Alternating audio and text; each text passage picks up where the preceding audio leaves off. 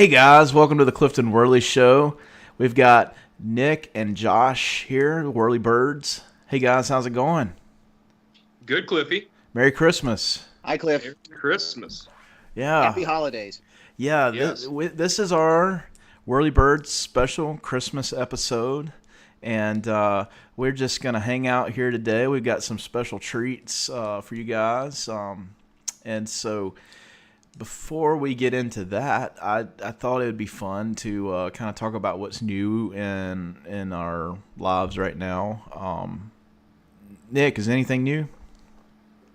Is anything new? I don't think I mentioned it. I did mention that my water had been bad last episode, and I did want to point out, not musical related, but as it turns out, all my neighbors' wells have like zero contaminant. That's awesome. So we're good. We should be pretty good. I mean, I think I'm going to get a filter anyway that's for my drinking water, but we're good on that front. So it's, Merry Christmas as far as that's concerned. I'm feel blessed for that. It's like peace on earth at the It's View a House Christmas now. miracle. Yeah. It's a Christmas miracle, or the fact that the groundwater is running the contaminants to the Grand River before it gets to my neighborhood. So Oh, for somebody else.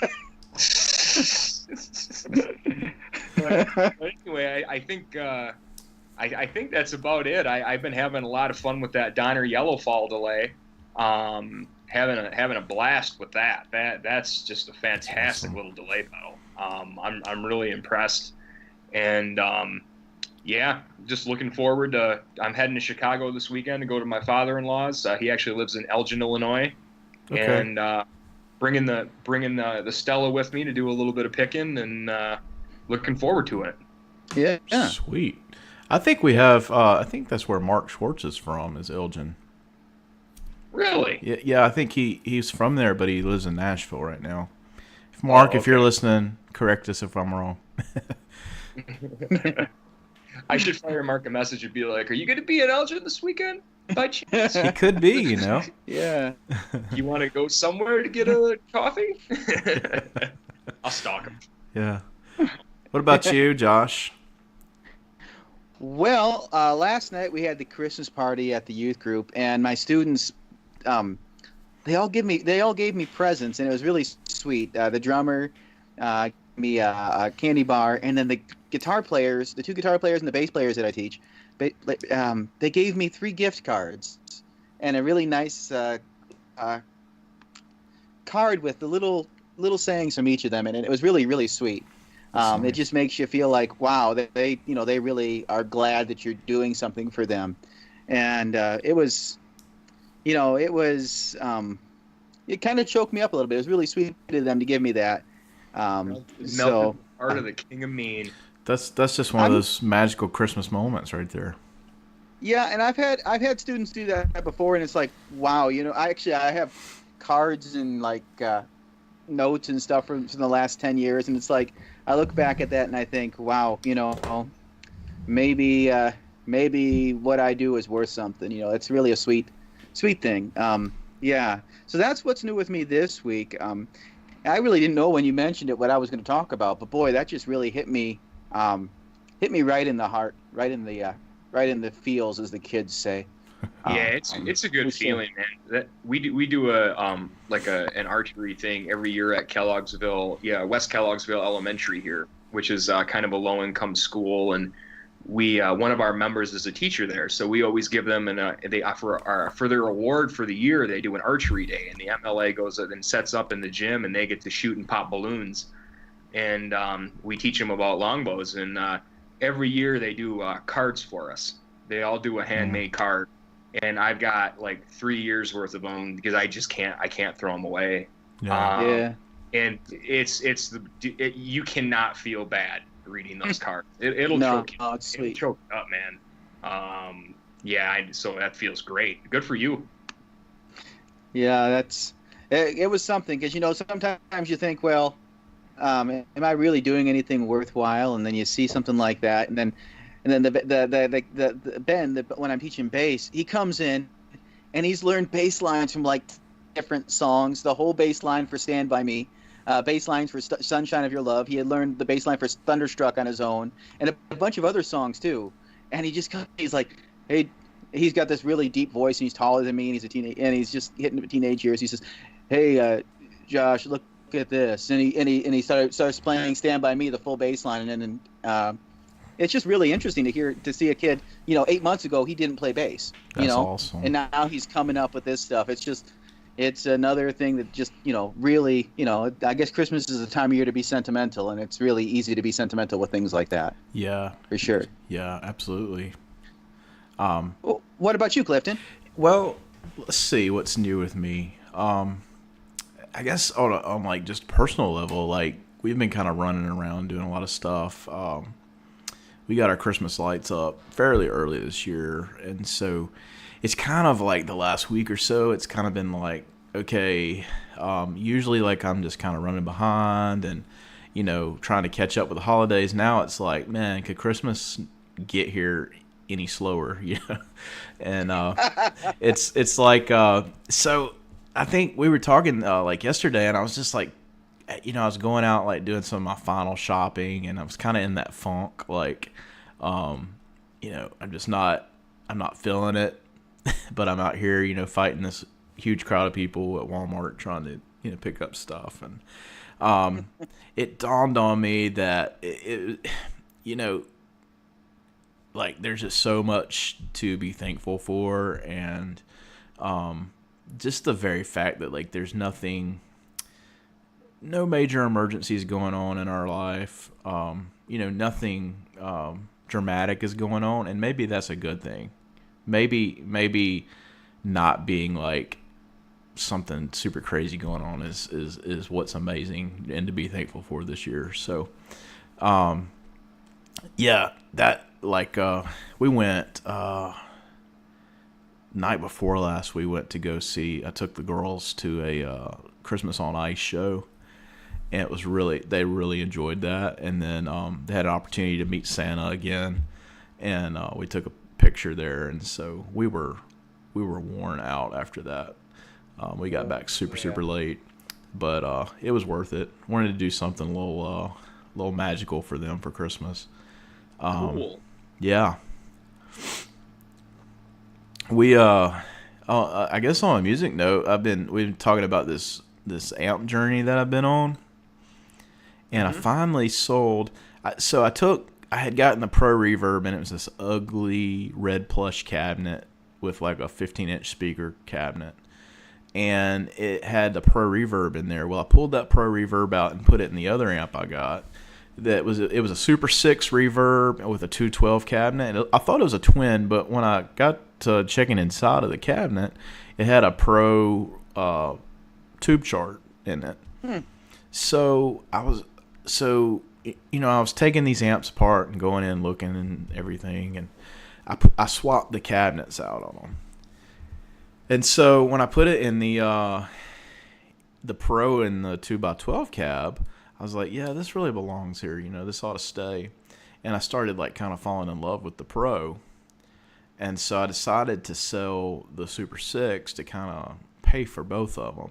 And I didn't pay, I didn't pay for the whole thing at once, but I was able to get most of my money back. And so I got rid of that last Saturday or last Friday, and just been kind of thinking about what I want to do. I'm pretty sure I want to replace the speakers in that combo. It's got some old crates in it out of some crate amp and I'm kind of thinking about what speakers I want to put in there. I'm thinking like I may get like one speaker that's something and one speaker that's something else to give myself an option.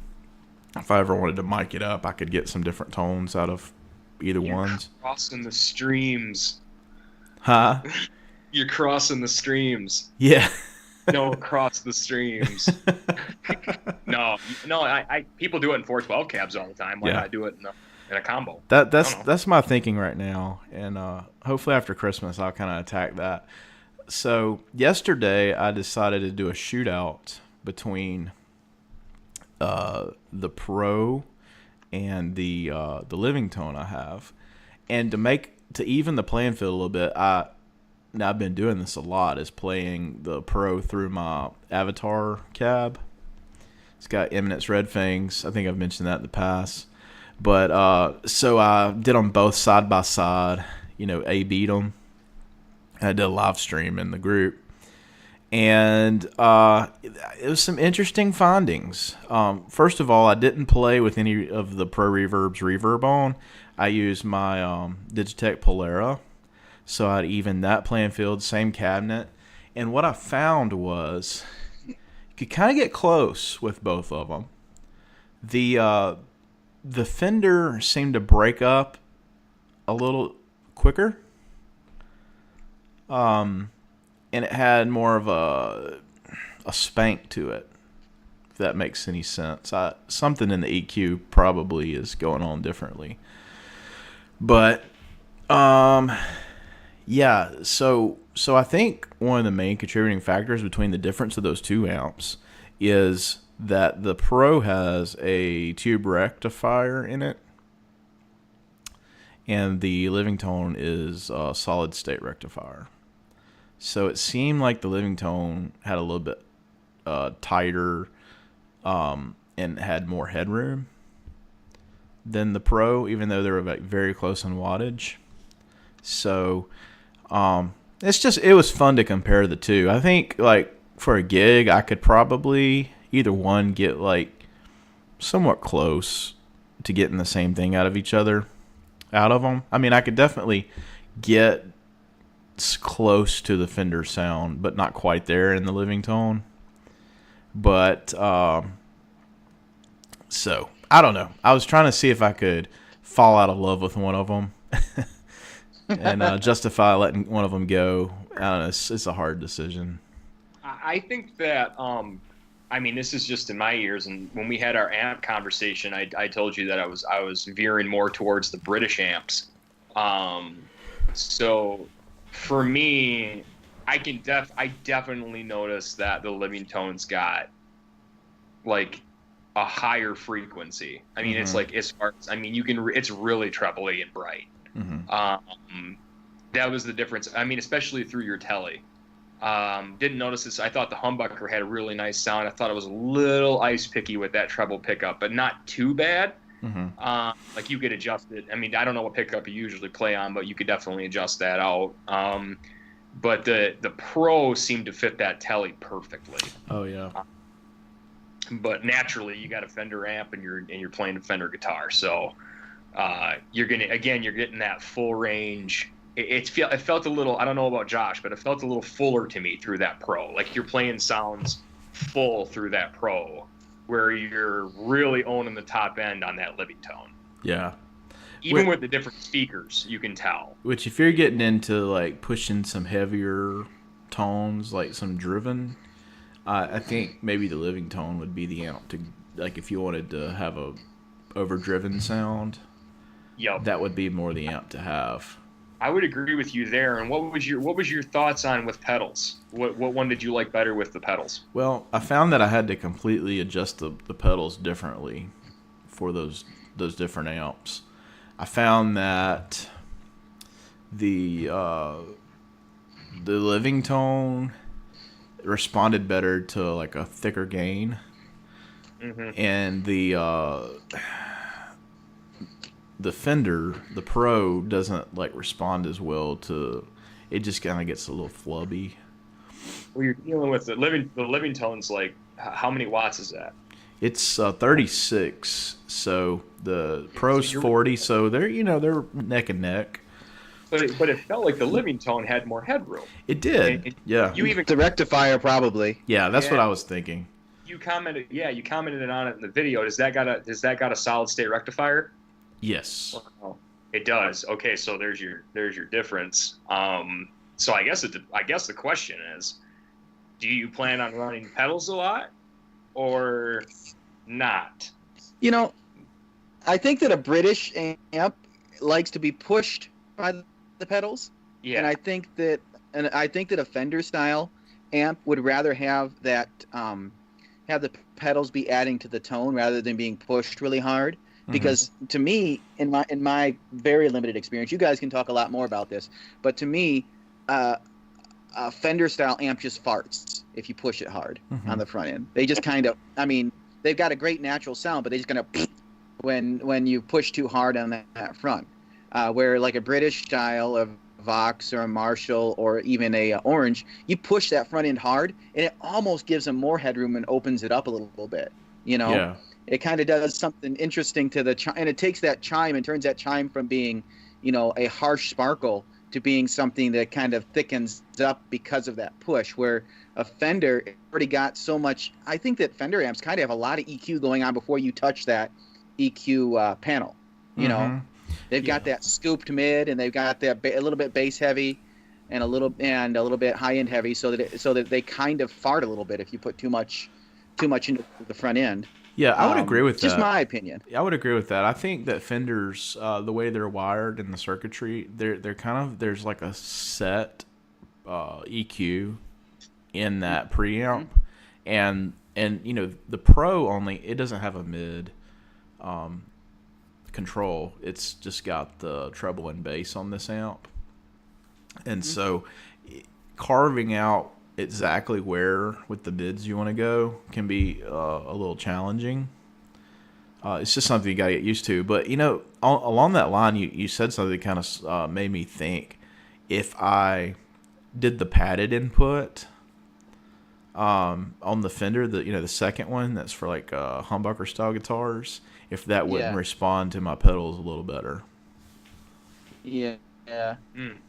Because I've noticed the Katana is that it's funny. It's kind of like that too, where I can't push it like I could push my Orange.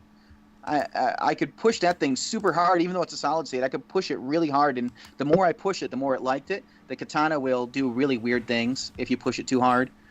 And then when I had Fender style amps like my Music Man, I had to, and I wasn't very smart back then, but I mean basically I had to make sure that my levels did not push too hard.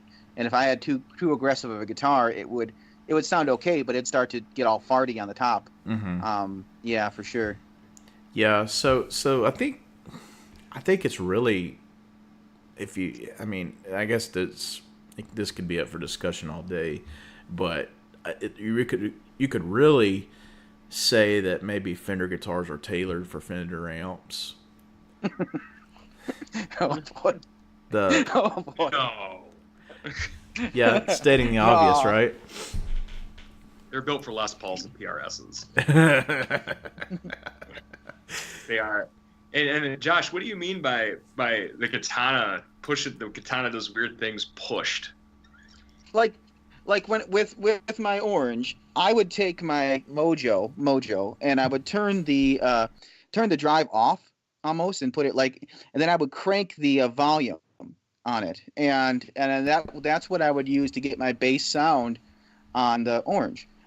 Same thing with the Ultimate Drive. When I would use that, is I would just if whatever my all-on drive was, I would just do a massive push at the front end, and that would take some of that mid-range and kind of smooth it out, because it's really spiky in the mid-range. That amp, and then the Boss, I've noticed if I put too much into it, you're not getting artifacts. It's just not, to me, it doesn't feel as ampy, and it doesn't feel it stops responding like I want an amp to respond. That's all. I mean, it's probably, for some people, it's probably okay, but for me, it doesn't respond the way that I like when I push the front end. So instead of doing that, I've kind of started, being able to get a really good bass, and actually it's better because I can get a bass sound with it off, with all my effects off, except for maybe a compressor. I'm actually using all my effects for flavors, and like the compressor I'm using as a compressor and using it to drop volume down and clean up now.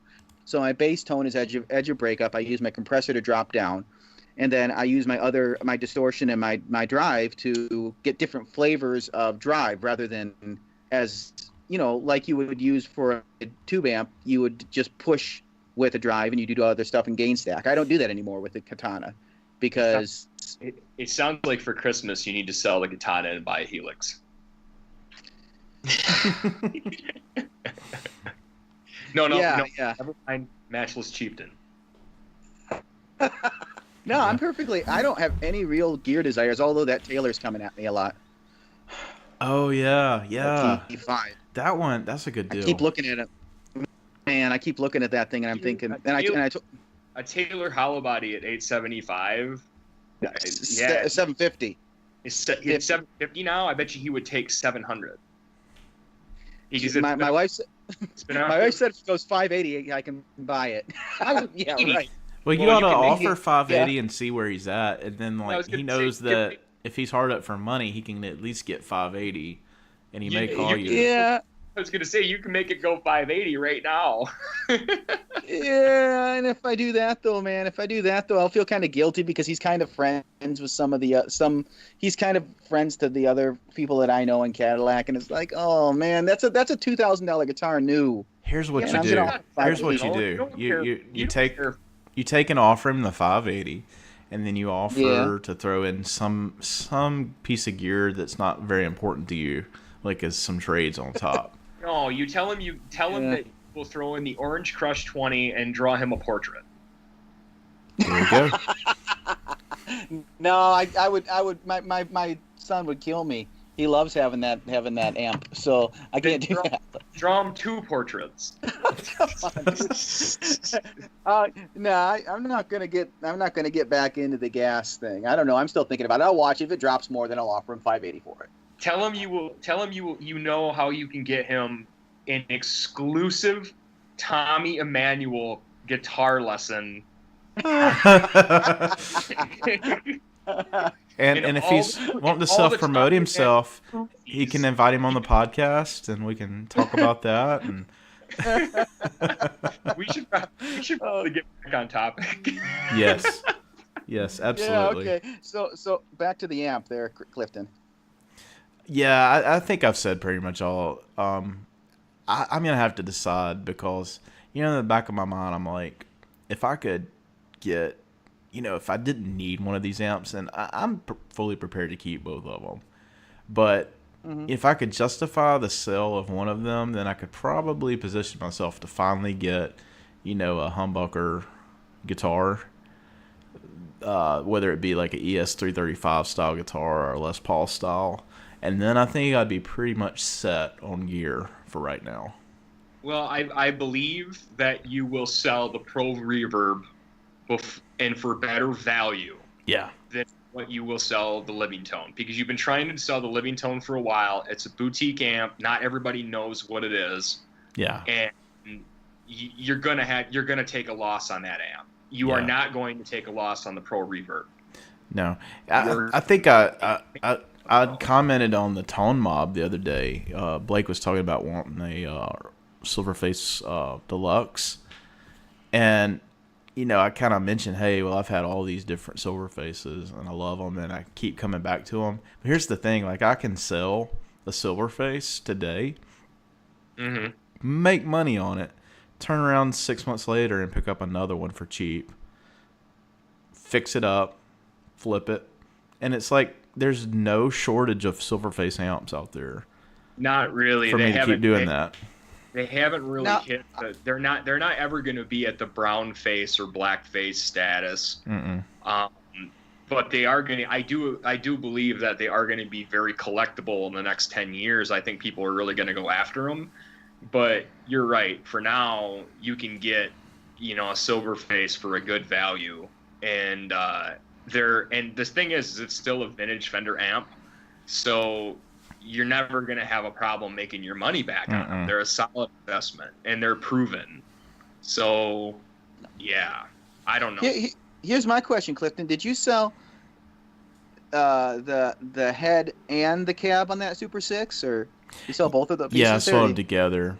I wouldn't Did have you try minded that? actually keeping the 15 if it would have worked out that way, but the guy wanted the whole deal. So Sure. Did you try that 15 with your Avatar? Or no, so not your Avatar, with your Living Tone? I didn't think about doing it with a Living Tone. I did both of the Fender amps through it. See, I was just kind of curious because that had a really unique sound to it, and maybe that would have tempered some of the stuff that you don't care for in Living Tone to have that giant. It is. Speaker. That's true, and the Living Tone. I think I've only really played it through my Avatar cabs, which those speakers kind of have a very high end sparkle to them. So. And have you tried the Living Tone through the Fender cab there, the 212 with the crate speakers? No, I have not. That's a good idea.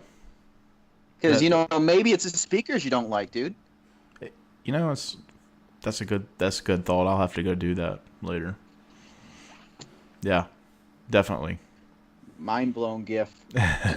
It's a Christmas miracle. Well, talking about Christmas miracles, I thought it'd be fun to kind of do a listening party today, and here's one from a guest we had I had on the show back very early on in the early days of the Clifton Worley show. This is my longtime friend Brett Weller. He's out of New Orleans, and he's got a song called "Christmas Time in New Orleans," and it goes like this.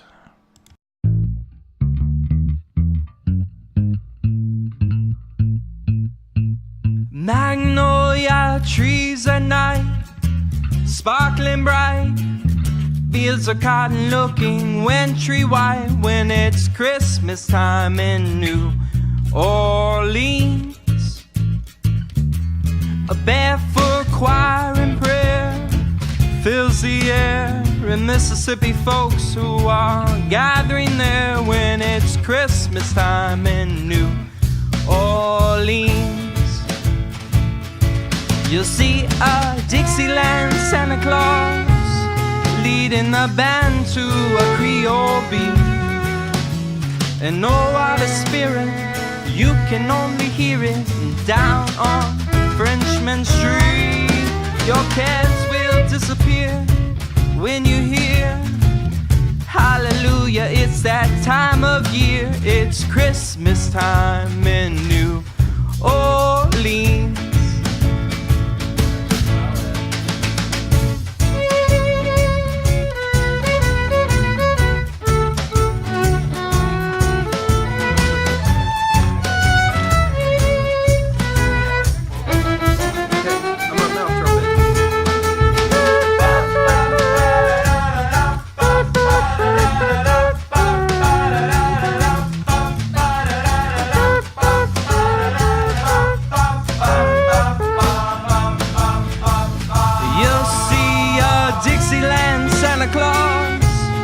Leading the band to a Creole beat. And oh, what a spirit, you can only hear it down on Canal Street. Your cares will disappear when you hear, hey, take a look, St. Nicholas is here. It's Christmas time in New Orleans. Oh, it's Christmas time in New Orleans.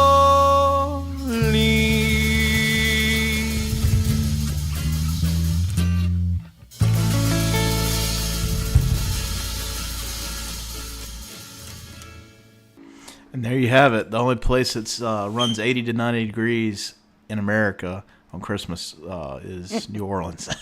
So. Yeah. That's cool. That's a cool song. That put me in the Christmas mood. That's a Christmas miracle again.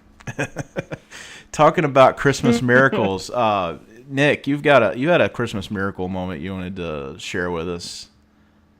Yeah, absolutely. This is my, I still get goosebumps when I think about all of this happening. But I wanted to. So this goes back to when I was 15 or 16.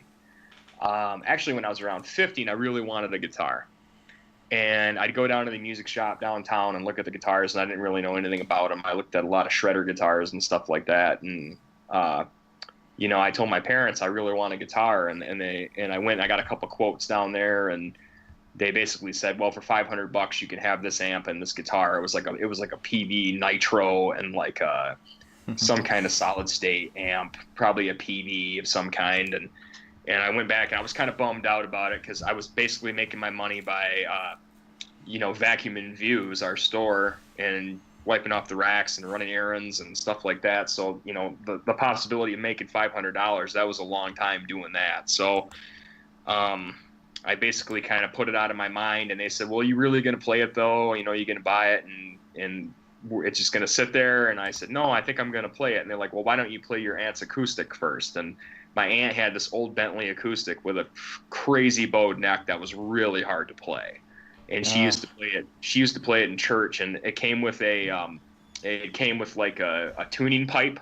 I didn't even have a tuner, and I did that for like a week, and I was like, no, not doing it. And I told my mom and dad, that's great, and you know, I said I just really think I want an electric guitar. You know, this isn't what I want to do. And they were like, all right, we'll save your money up, and maybe you'll get one. And so we ended up being around Christmas time of that year, and my birthday was in December 5th. So I had my birthday, Christmas came around, and I still wanted the guitar. And my parents were always the kind of people that did whatever we did, and I was blessed for that. They always got into what we got into, you know, hunting, paintball, whatever. You know, they got into it with us, our sports. Well, my dad kind of got the bug to play too. He had a guitar when he was a kid, but my Uncle Mike was the guitar player. My dad kind of messed around a little bit. I think he had an earth amp and a cheap guitar. You know, he kind of, I think he got a little bit interested too. You know, we started talking about music, and he always put on, you know, Led Zeppelin in the morning, and like Satriani, and he was a Van Halen. He was a guitar driven guy. So, you know, I went downstairs, opened all my presents, you know, and it was a good Christmas. And then my mom said, well, you got a couple more back here. And I said, where? And behind the couch, she had 2 identical packages, and one for me. And I opened it up, and it was a black Squire Strat pack with a Squire electric with a little amp and straps, and our strap and a cable and picks and all that stuff. And then Dad thought, wow, that's pretty cool. And Mom said, well, you got a present back there too. And he went and opened it up, and it was a red Strat pack. And so we both got guitars at the same time, and learned together. Although it was funny because all my dad wanted to do was play chords, and all I wanted to do was play lead. So we never could play together. We would like plug him in downstairs in the basement, and then we would sit back, and he'd be like, "Can you turn it down?" And I'd be like, "Can you turn yours down?"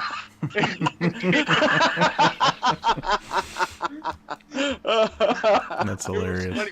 We never like tried to learn anything. Like we should have just like been like, hey, can you learn the chords to this, and pick like an easy song, and I'll learn around it. But all we did was like we printed out some pentatonic scales and some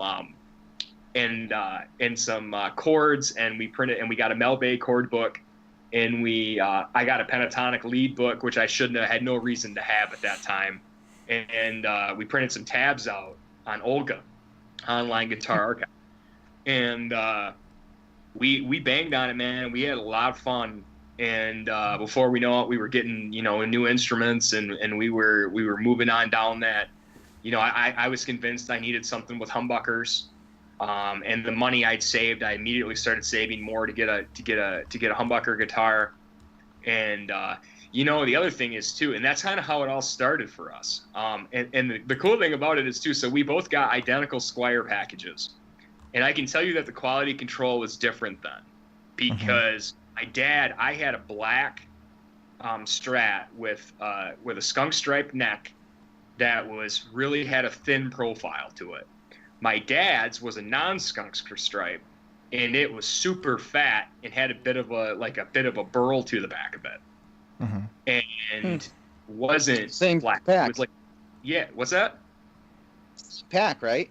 Yeah, no, they were 2 different Strat packs, but it was the same kind of, I mean, they were both came out the same year. I mean, everything was identical. It came with the same Carl Varenheim Guitar 101 software package, so you could learn how to play, and Carl Varenheim was playing and walking you through it. And they were the same, but my dad's guitar was drastically different. I mean, it had this big baseball bat, fat neck on it, and mine was like a shredder neck. So it was really interesting. But yeah, that started everything, and that I think that was, looking back, that was one of the best Christmases I ever had. I mean, I wanted it so badly, and I never quit playing. I mean, it got me down that road, and I made guitar friends, and it was great. It was great to see. I'll never forget opening up those presents and seeing those guitars. That's awesome. It was awesome. I mean, I get chills thinking about it now. But do you guys have any stories like that, or do you get a Christmas that was magical and musical? What about you, Josh? Oh, well, actually, yeah, I kind of have a similar story to Nick, although I bought my friend's mother's old classical guitar from her for $10, and it was impossible to tune. And then, that right there, I basically, what I did with it is I took duct tape and some cardboard, and then I tuned the strings to like sound like a chord, and then I put duct tape and cardboard over top of the strings and kind of just beat on it up and down, and kind of got this like kind of like rhythms going with it. And I played that for almost constantly for 3 months, and drove everybody insane with it. And then my parents said, I kind of told them, well, I'd like a guitar for Christmas, but not thinking I would get it because, we had, 3 kids, and there was not a ton of money in the house there for that kind of stuff. But then, like a kid who's wont to do, I went around the house looking for Christmas presents to see where they might have hidden them. And I found a guitar about 3 weeks too early underneath underneath their bed. And I pulled it out, and it was the most beautiful thing I had ever seen. It was Alvarez Strat copy, Sunburst, which I still have. Back then we had a store in town, Rising Star Guitar, and this thing was set up I didn't realize it at the time, but the neck was like, just had this beautiful satin feel to it, where you could just run your hand up and down the neck there. The fret ends were perfectly rolled, and you just sat there and you're looking at it and you're like, this is going to be mine. And I was just amazed by it. And I just sat there probably for about an hour and a half holding that thing, feeling like, wow, my parents like actually listen to me, and they really want me to do this because I've been, I really want to do it. And so then 3 weeks later, I get that and a Crate 15-watt amp and a really crappy chipboard case that I managed to keep for almost 10 years before it fell apart. And that kind of just on my way, and I was playing it. That guitar is the only thing that's really stuck with me, because I'm not particularly sentimental about my stuff, but that stuck with me since like 1994, and it still plays really well. I placed the guitar and the pickups in it, and the tuners. But other than that, I mean, that guitar still plays really well. It's just not quite what I need right at this moment. But yeah, I just it was really meaningful to me.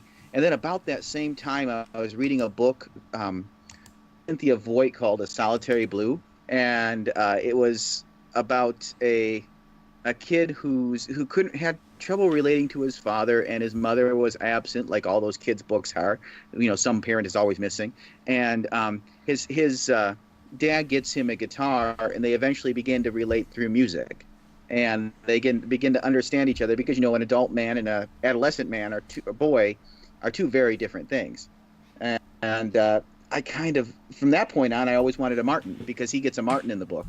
Of course, it's a pre-war triple O, but which back in the time when the book was written was like $600, and so I mean that's not going to happen for me. But yeah, so reading that book at the same time as getting that guitar was a really strong impact to me. It's like, wow, maybe I feel like my parents don't understand me that well, but they understand me well enough that they gave me something and almost a year of lessons that I would go to, being an absolute jerk teenager. But I'd still go to them, and I learned so much, and I got so much out of that still today I'm playing more than ever, and I'm teaching kids, and it's just because of that I was able to do kind of a defining thing in my life, and it was really meaningful to me. And I up until a couple years ago, I couldn't talk about it without choking up a little bit. It's really for me, it was really meaningful. That's awesome. That's kind of like another magic of Christmas, story. Before I get into commenting on that, I want to throw you guys another song. This one here is "Do They Know It's Christmas?" It's a Band-Aid cover. It's was sent in by Chris Carter. He's got a Squirrel Studios. Squirrel Studios. Yep. Yeah, that's a tongue twister. And he's out of Memphis, Tennessee. He produced this, and a friend of the show, Mark Swartz, put some bass down on it. So I'm gonna play this, and here you guys go.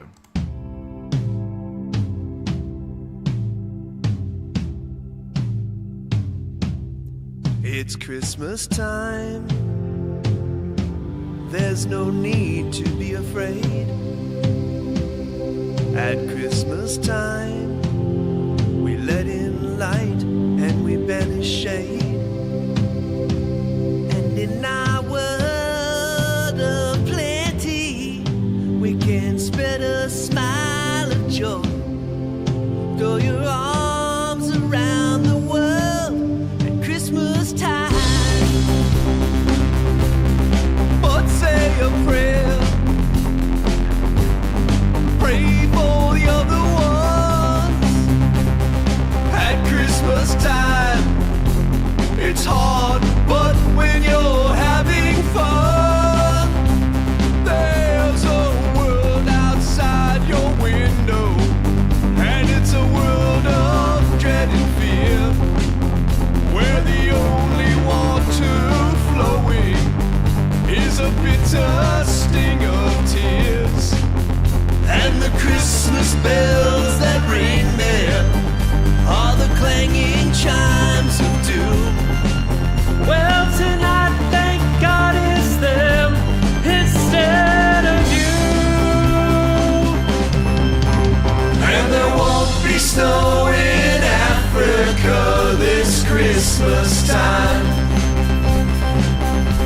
The greatest gift they'll get this year is life, where nothing ever grows, no rain or rivers flow. Do they know it's Christmas time at all? Here's to you, raise a glass for everyone. Here's to them underneath that burning sun. Do they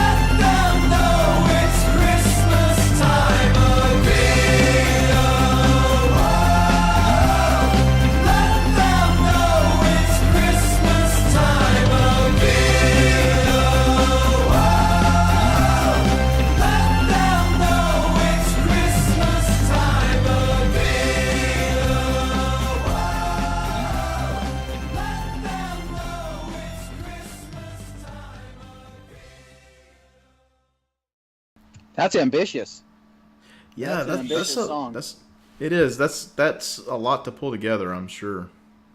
I thought it was pretty rad. Yeah. Loved Yeah. it. Yeah. I like the. I actually really like the bass line in there too. What they were doing and the way the synth kind of was hitting so hard like that. It was more of a. It was almost like they did a little bit more of a new wave take to it than even what the original was. You know, I like the kind of distorted synth sound to it. That's cool. Yeah. Yeah. So, Chris with he's got Carter Talks Tone. It's a YouTube channel, and he also does some podcasting and stuff. So go check out his stuff. He does a lot of good stuff, and really super chill guy. And our buddy Mark Schwartz, he's been on the show. He played bass on that, and so Nice. well, back to the Christmas miracle stories. I'm trying to be brief with this because there was about 3 or 4 years in a row where it seemed like I got a different instrument when I was a kid, and it all started I think when I was about 10 years old.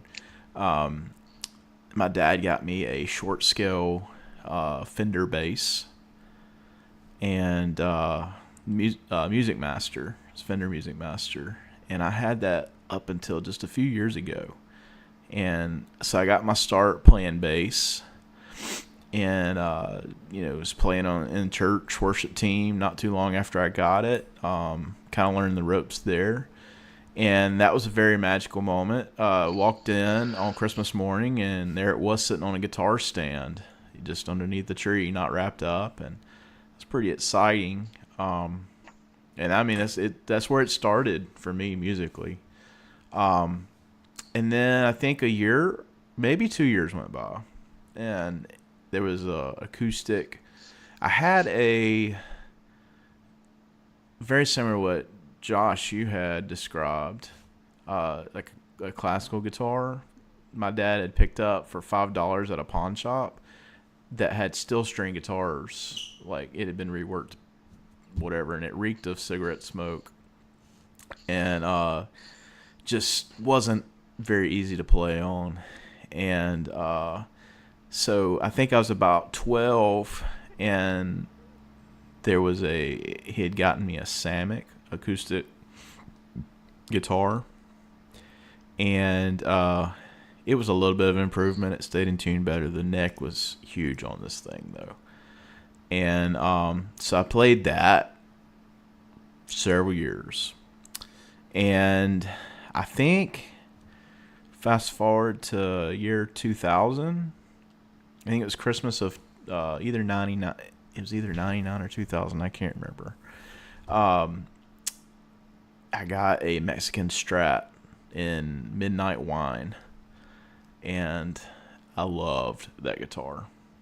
I had it up till about probably 3 years ago, and it was just such a great player. I played it through high school, college. It's just amazing guitar to be in a first electric, and I love that guitar. So I love the look of those Midnight Strats too, Clifton.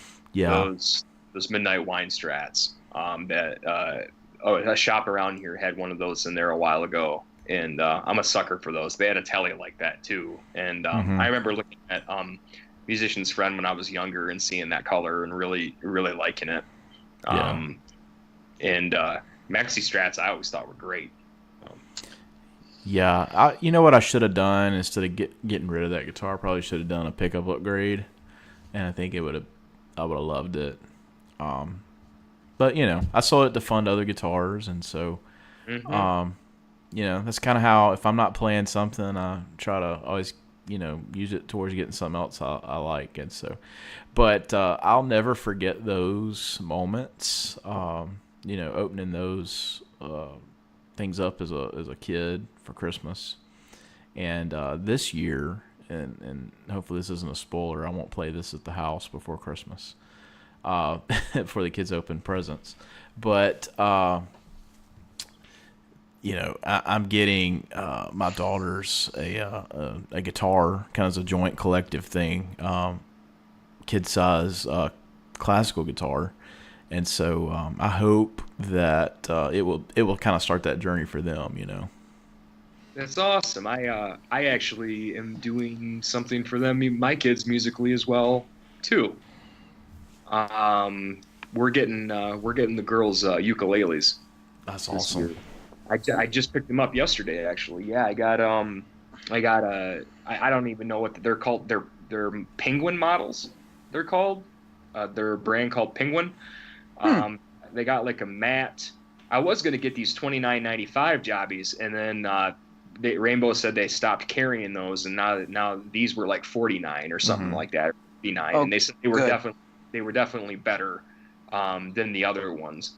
And I asked the girls what colors they liked just in general, and Mackenzie always goes pink, so I got her a little pink one, and I got Aubrey a dark blue one. And the reason why I went with the Ukes is because they've been banging on my guitars downstairs since forever. Yeah. And I'll go downstairs. They're all out of tune because they're turning the tuning pegs and everything. And we had this small first act guitar that I fixed up because it was broken, and I tuned it to an open chord. And they were slamming on it. And I thought, and Mackenzie said one day. We went to a music store and we were walking around, and Mackenzie said, "Look at that, Daddy, that's a perfect size."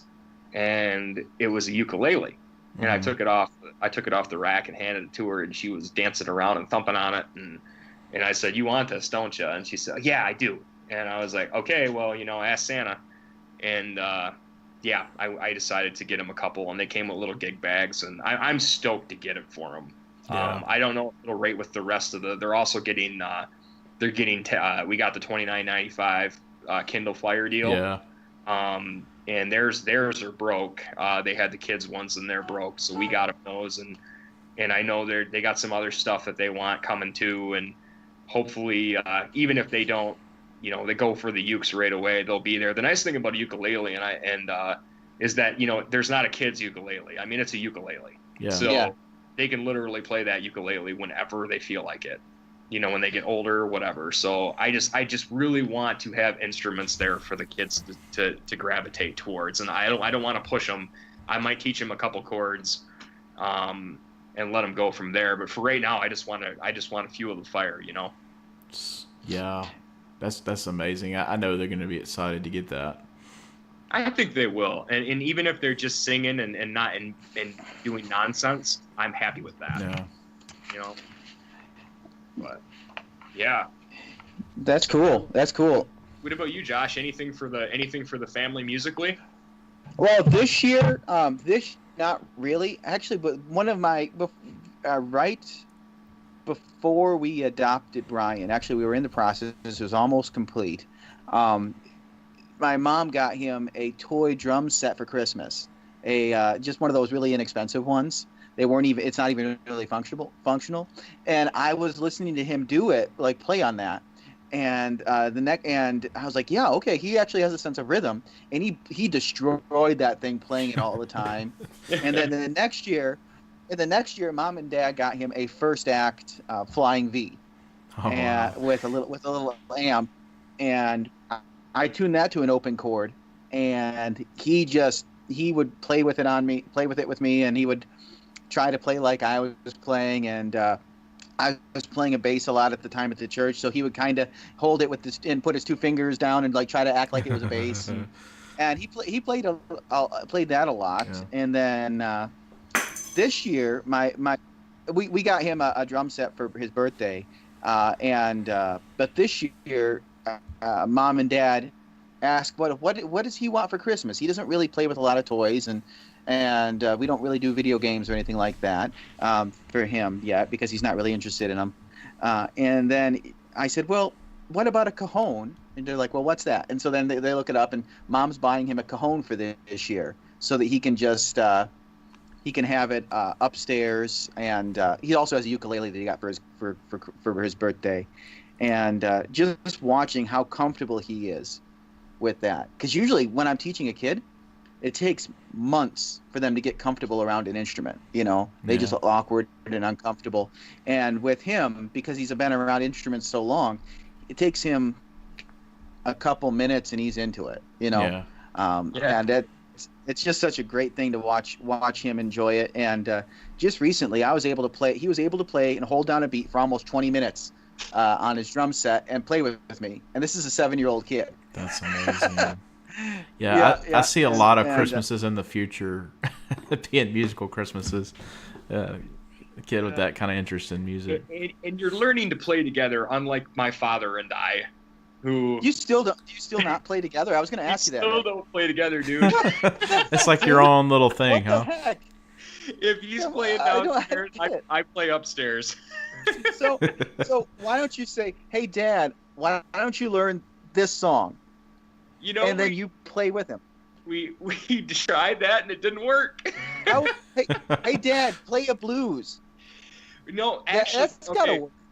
So I think we could now that I'm kind of into the slide territory. Like I think that because he's more of an SRV kind of guy. Mm-hmm. And I mean it's hard to be really good at that. I mean he's a hobbyist. You know, he sits around the house and picks, and I'm a hobbyist and I sit around and pick. So we should pick, like, we should do like Manish Boy, or or Built for Comfort, or some old blues tune and learn it. But I'm the same with my father-in-law. My father-in-law is an accomplished musician. I mean, Mike plays he's a worship leader. He played at Wheatland for years. He's a rhythm guy. He plays mando. He's got guitars all over the house, and he's wanted to play together for years. And I think it's my performance anxiety thing. I feel weird, I mean, it's, but we really should, get some. And he likes, I will say this, I'm more of a Delta blues country finger picker, and he likes to chord bluegrass songs. And that's really not my thing. Yeah, but you could do. I mean, that's just Delta blues stuff slowed down on the new dobro lines, dude. They actually used to do. I remember.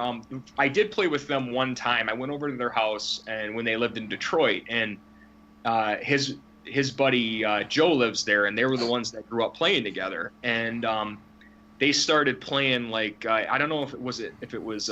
It basically had the same progression as Crossroad Blues.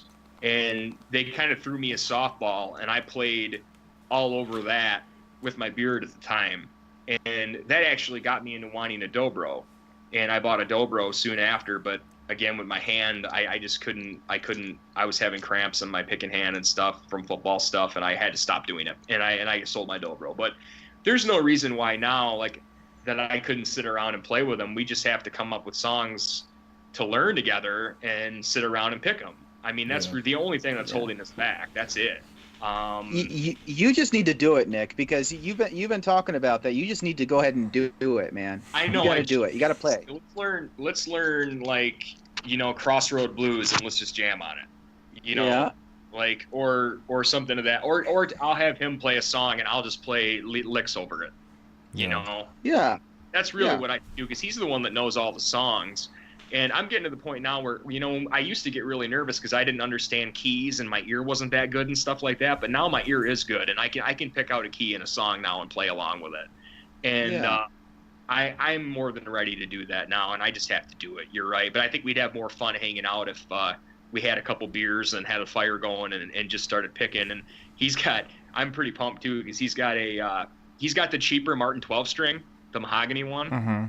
He got it from somebody, and I really want to tune that thing to open D and mess with it. That'd be fun. Yeah.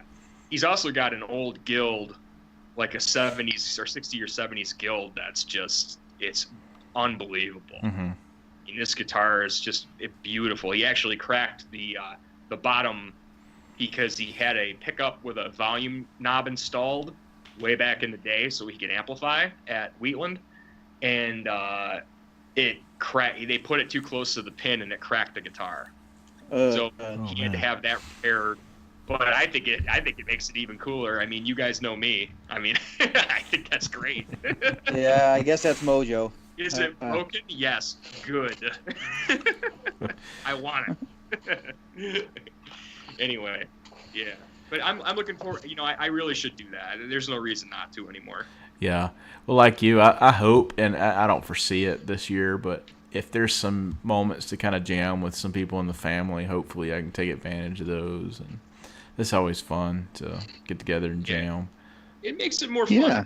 And I know that Mike has wanted nothing more than to jam with me for years. And I don't know. I hope he doesn't feel like I don't want to. I think it's always just been my insecurities. Right. Is really all Yeah. this. So, yeah, it should be a good Christmas. Cool. Well, For sure. well, here, let's listen to another one. This is sent in from Co Schneider. He and his buddy Ryan Poole, who's a producer, kind of went on this journey where they recorded Christmas songs each year for several years. And they compiled an album last year. And this is off that album. It's called All I Want for Christmas.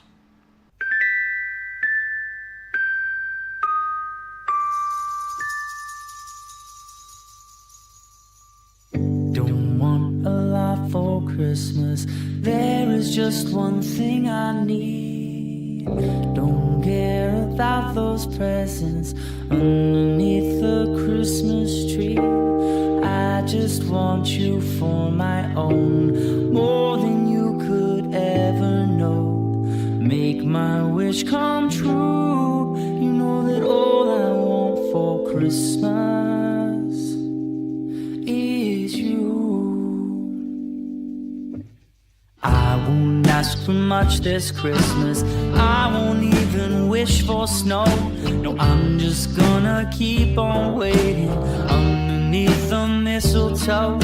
There's no sense in hanging stockings there upon the fireplace, 'cause Santa, he won't make me happy with the toy on Christmas Day. I just want you here tonight, holding on to me so tight. Girl, what can I do? You know that all I want for Christmas is you. And all the lights are shining so brightly everywhere, and the sound of children's laughter fills the air, and everyone is singing. I can hear those sleigh bells ringing. Santa, won't you bring me the one I really love? Won't you please bring my baby to me? Oh, 'cause I don't want a lot for Christmas. This is all I'm asking for. I just want to see my baby standing right outside my door. I just want you for my own, more than you could ever know. Make my wish come true. You know that all I want for Christmas is you.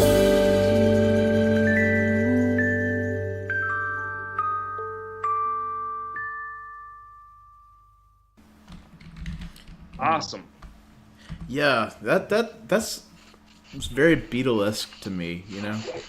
You said they did a whole kind of concept album about that, didn't they? They did. I can't remember. The celebrated Cole and Co and Ryan. Celebrated Co and Ryan. They did a Christmas album last year they released, and it was part narration, part songs, and that was one of the songs off that album. I'm really excited. We're supposed to talk to Ryan Poole at some point. It was on the calendar, and really excited to get to know him some and talking about what he does producing. And Does he hang out in the groups at all? no, he's just I've talked to him some briefly because Co he kind of introduced me online to him. Interesting. Yeah, people with talent suck. Well, it seems like we got a lot Like of friends with doing talent. stuff. Chris Carter, produced that other track, and Co's in the middle of building his own studio in his backyard. Oh, I didn't know that either. Yeah.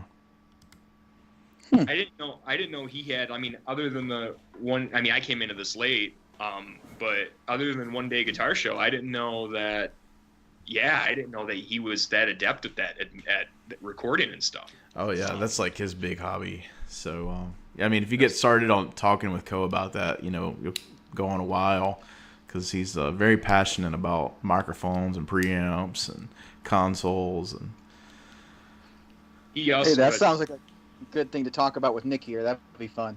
guitar consoles. No. Yeah. Anyway, microphones. We're not talking about PAs.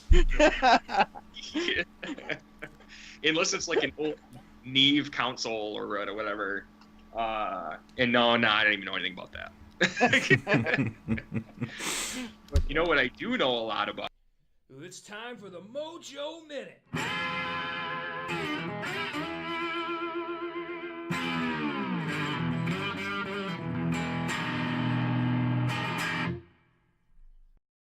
All right, it's the Mojo Minute or moment or whatever, or memory moronic, whatever that Josh calls it all the time. It likes to rip on my segment. I appreciate it, but It's my no. favorite part. It really is. I get to talk about an experience I had at a guitar shop yesterday, boys. Okay, so I like to go into Rainbow Music in Grand Rapids. That's like been my home shop since I came down here. John and Pete, they're brothers, and they run an awesome shop. Pete does all the guitar work. John's the amp guy, and they always get, since they're right down on Leonard Street, they get a lot of really cool oddball stuff in there. They always have a good used selection, amps and guitars. That's where I got the Baldwin amp that time.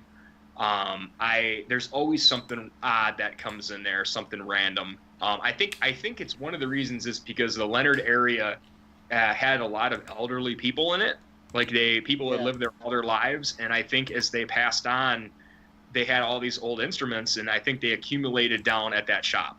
Like, they're always telling me, like, this little old lady came in and traded her husband's guitars in, or we're selling them on consignment, or something like that. So you always see some cool things, and they've been getting more and more vintage acoustic-y stuff in since I've been going back in there, because it had been since I moved from Leonard 6 years ago, it had been a hiatus since I'd been in a Rainbow. I only popped in there for strings every once in a while. Well, John knows what I'm into, and I email him all the time, and bug them and just say, hey, what you got in there, or hey, how low would you go on this, or whatever. And I've been doing business there for a long time. Well, we started talking about that band Jesse Ray and the Carolina Catfish, and they actually live around the corner, and that got us into talking about how I like to play greasy blues and country blues and stuff like that, and they started talking about all the people like that around there. And apparently there's a lot of youth in the Grand Rapids area playing that kind of stuff. We've had a lot of really good bands come through there. And I said, well, if you ever get any Stellas in here, like the one I saw you working on the other day, I want one. I want another one. And they said, well, we got something kind of cool you should see in the back. And they brought me into the back. And anytime they do that, I know I'm in trouble. yeah. But they brought me into the back, and they have this old 1962 K Model N2 archtop. Okay, and it's got, I'm going to post a pic of this on the page, and what the guitar actually is. And it's just a normal sunburst archtop with a floating tailpiece and a normal acoustic bridge. But what K did to kind of amplify these things is they have a pickup system. Basically, all it is, it's a floating pickup, or it's maybe it's a screw-on, but it's one of those Zippo pickups, the covered pickups, and I'm pretty sure it's a single coil, right up at the neck. And the cord runs from the pickup down into the F hole, and then the K pick guard goes over top of the cord, and then that goes down into the jack. So, and then it's your normal hollow body, so I'm sure it feeds back like a mother, but I mean, I don't care, I'll deal with that. But it's got the super awesome K badge. Like, these were called the K Value Leader. That was the name of the N2, was the Value Leader. Only this has got the rad huge K badge on the top of it, which is just super awesome. So they've got it back there, and it's $275, and this thing is worn in. I mean, it's a little beat up. I mean, I think they go for around $380 clean. So they're not an expensive vintage guitar by any means. I mean, but they're a spruce top and maple sides and back, and I could tell that it could project, and it had been played. I mean, there's neon yellow stickers up and down the neck, on the side, top of the neck, so that they know what fret they're on. Yeah. So this guitar had been played, and there's something funky going on. I said, why is this not up front? And they said, well, there's something funky going on with it. I think when they put in the output jack on this guitar, that they for some reason moved the tailpiece over, or for whatever reason somebody moved the tailpiece over. So now the strings shoot up the neck at an angle, and they fixed the bridge and adjusted it so that the bridge would adjust to that angle. And the bass string was like a centimeter down on the neck, and then the little string, the high E, was hanging off the neck. So I was like, no, why? And they said, I don't know, people do really things. So Pete's an absolute whiz on guitars, and he said, Pete's already going to take care of it. I usually don't take these in because I can't sell them very well, he said. And the electronics don't work, but the electronics do work, or usually don't work. The electronics do work on this guitar, and the neck's not bad. So Pete's gonna reinstall the tailpiece, fill in the hole, and do some bridge work and set it up and get it all ready to play. Give it a full setup.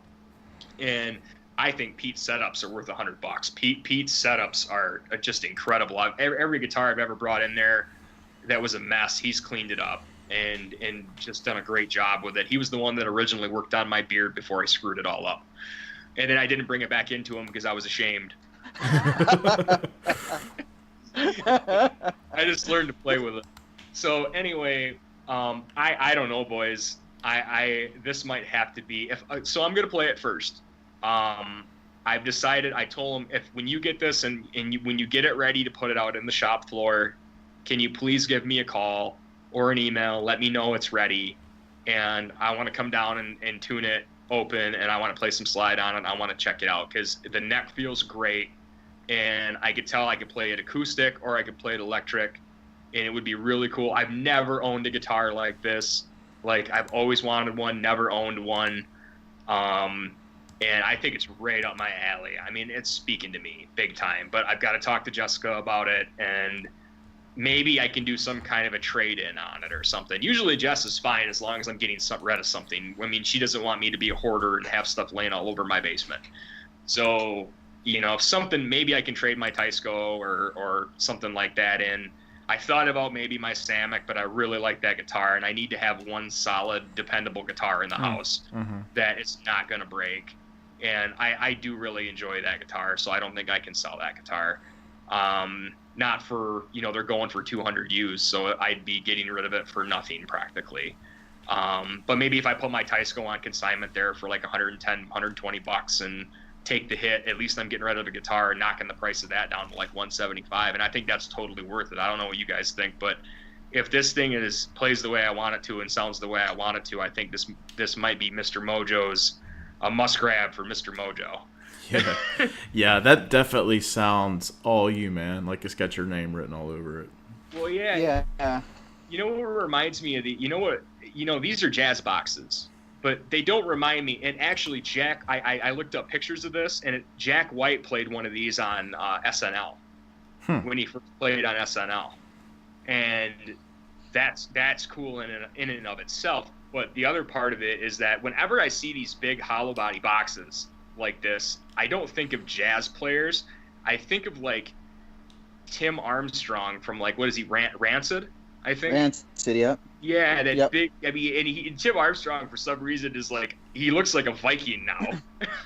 I don't know if you see pictures of him, but he's got this long beard, and he's like kind of cut, and I always loved seeing these pictures of him beating the hell out of these old Gretchens, like, with one pickup in them, and just getting the sounds out of them, the sonic assault that he'd get out of these things. And I'm not even really big into Rancid's music or even punk for that matter, but I always had that vision of Tim in my head playing like hollow body guitars. Whenever the other one I had that is Billy Duffy playing the White Falcons. Like, you know, whenever I see a picture of Billy Duffy playing a White Falcon, it makes me want to howl about him. Yeah. So, Yeah. I don't know, man. It's calling to me. It might be in trouble. I I don't know. Maybe, you know, I was. It's not a bad price for just a guitar to keep, you know. It's not. I mean, for a 1962, I mean, you're not going to go wrong there. There's no way I'm not in 10 years, if I wanted to sell that guitar, not going to get my money out of it. well, yeah, that's true. I'm going to get my money out of it should I choose to sell it. But the other thing is too, is it's got to play. If I go in there and it's set up and Pete set it up and I don't like it, like, I'm going to put it through its paces. So if I don't like it, I know that I'm going to fall out of love with it after the honeymoon period in 3 weeks, then I'm not going to buy it. Yeah. I mean, it's not going to be the effort. I mean, because I was super impulsive. I was like, I'll bring my katana down here right now and trade it in. And that guitar, that amp's not even paid off through Sweetwater. But anyway, that's how bad I wanted it. So yeah, I'm pretty excited, man. I think this is going to be cool. But if not, you know, it was a trip to see one. Yeah. And that might be a guitar. Because this could also be. I've been talking to you guys about sending something to Baxendale someday. This could be a guitar good candidate. Yeah. That'd be interesting because it really fits you, and having him go through it and turn it into something that's maybe more lively even than it is acoustically, you know. Yeah. And yeah, that would be something. Did you see that? So he posted the other day on Facebook. He's working on an old Gibson L5 archtop right now, and he's putting the brace job in that and everything. And I'm kind of anxious to see what one of those archtops sounds like with that Baxendale brace job in it. I bet you it's real crisp. Everything that guy, I mean, you know what, that kind of what he invented makes all those guitars sound so crisp on the high end, and I love that. So that could turn this into an acoustic player and an electric player, and you guys know that's kind of my deal. Yeah. I like to put, acoustic guitars, I like to put pickups in them and run them and tube amps and my katana and stuff, so, and distort them. So yeah, guys, that's maybe that'll be a Mojo Christmas. I don't know. or I could end up divorced. I guess that's not a happy Merry Christmas and a Happy New Year's scenario. So Yeah.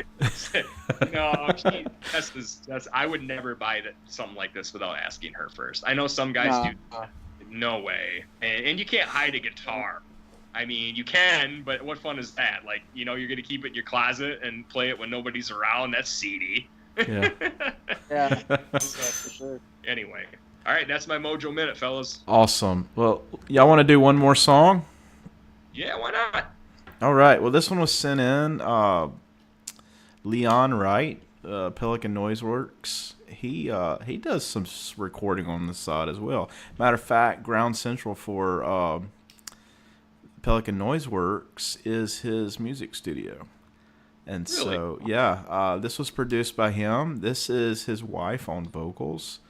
And I'm excited to listen to this. Awesome. Frosted window panes, candles gleaming inside, painted candy canes on the tree. Santa's on his way, he's filled his sleigh with things for you and for me. It's that time of year when the world falls in love. Every song you hear seems to say, Merry Christmas, may your New Year's dreams come true. And this song of mine in 3/4 time wishes you and yours the same thing too.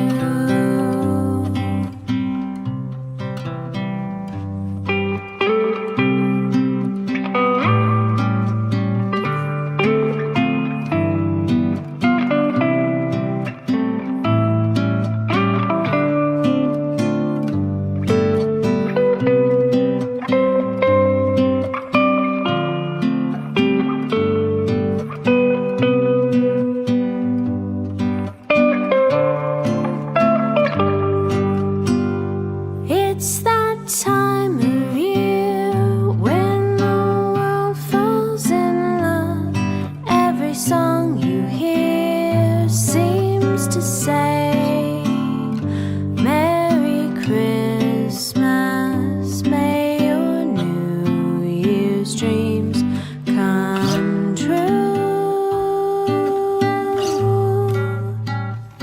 And this song of mine in 3/4 time wishes you and yours the same thing too.